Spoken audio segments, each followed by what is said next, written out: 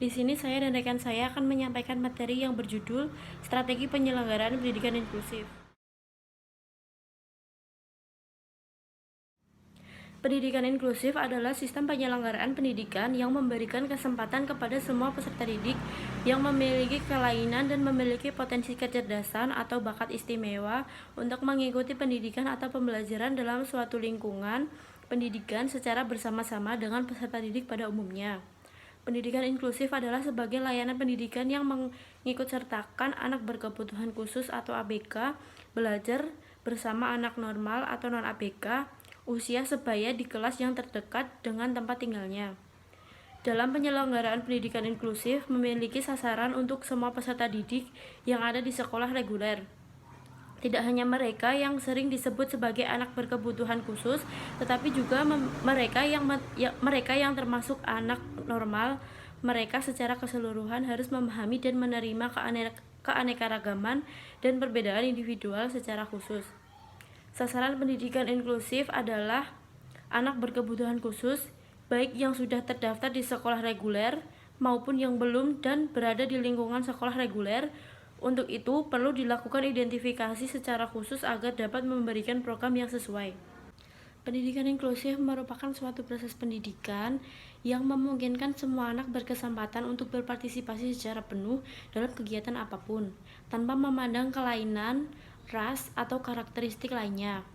Dengan demikian, kehadiran pendidikan inklusif berpotensi mampu memberikan kontribusi yang berarti bagi setiap anak dengan segala kemampuannya, terutama anak berkebutuhan khusus. Program pendidikan inklusif tidak hanya diterapkan kepada anak-anak yang memiliki kebutuhan, tetapi untuk semua anak, karena pada dasarnya setiap anak memiliki karakteristik atau keunikan dan keberagaman secara alamiah sudah ada pada diri anak tersebut.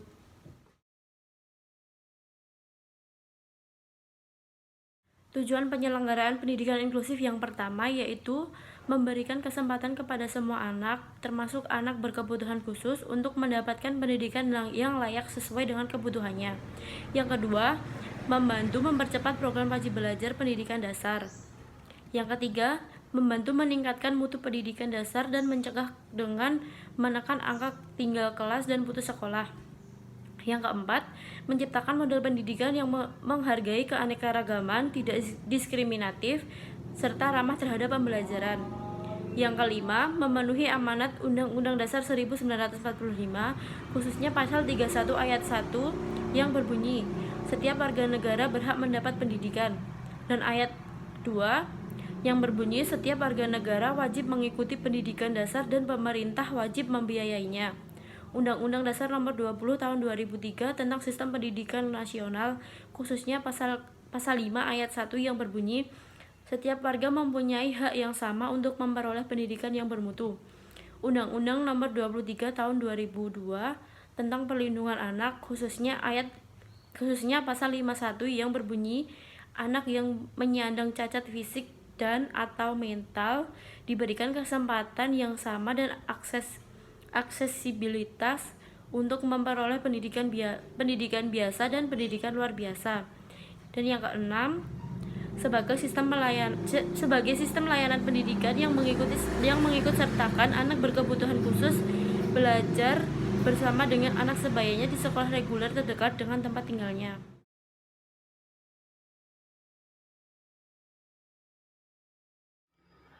Keunggulan dan kelemahan strategi penyelenggaraan pendidikan inklusif. Kelebihannya atau keunggulannya yaitu yang pertama, berkurangnya rasa takut akan perbedaan individual dan semakin besarnya rasa percaya dan peduli pada anak luar biasa. Yang kedua yaitu peningkatan konsep diri baik anak luar biasa maupun pada anak normal. Hal ini akibat dari pergaulan yang terjadi sehingga menjadikan keduanya saling toleran. Yang ketiga yaitu pertumbuhan kognisi semakin berkembang pada keduanya. Mereka dapat saling membantu satu dengan yang lain sehingga mendorong pertumbuhan sikap sosial yang pada gilirannya akan menumbuhkan kognisi sosial. Yang keempat yaitu prinsip pribadi menjadi lebih baik, terutama dalam komitmen moral, pribadi, dan etika. Mereka saling tidak curiga dan merasa saling membutuhkan. Dan yang terakhir yaitu yang kelima, persahabatan yang erat dan saling membutuhkan. Mereka merasa saling membutuhkan untuk saling sharing dalam berbagai hal.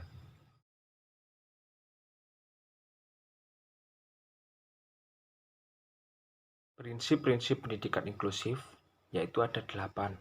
Yang pertama yaitu prinsip motivasi. Prinsip motivasi yaitu suatu kondisi yang menyebabkan atau menimbulkan perilaku tertentu dan memberikan arah dan ketahanan pada tingkah laku tersebut. Menurut pandangan, motivasi didefinisikan sebagai perspektif yang dimiliki orang mengenai dirinya dan lingkungannya. Yang kedua yaitu latar atau konteks. Prinsip latar atau konteks yaitu tentang latar belakang siswa, baik pengetahuan, keterampilan, sikap, dan pengalaman. Perolehan ini perlu dihubungkan dengan bahan pelajaran baru yang hendak diajarkan guru kepada siswa atau yang dipelajari siswa agar pelajaran dapat dicerna dan dipahami oleh siswa dengan mudah. Yang ketiga yaitu prinsip keterarahan. Prinsip keterarahan yaitu suatu bentuk pola pikiran yang direncanakan dalam suatu bentuk atau pola tertentu yang mampu mengaitkan bagian-bagian yang terpisah dalam suatu pelajaran. Yang keempat yaitu prinsip hubungan sosial.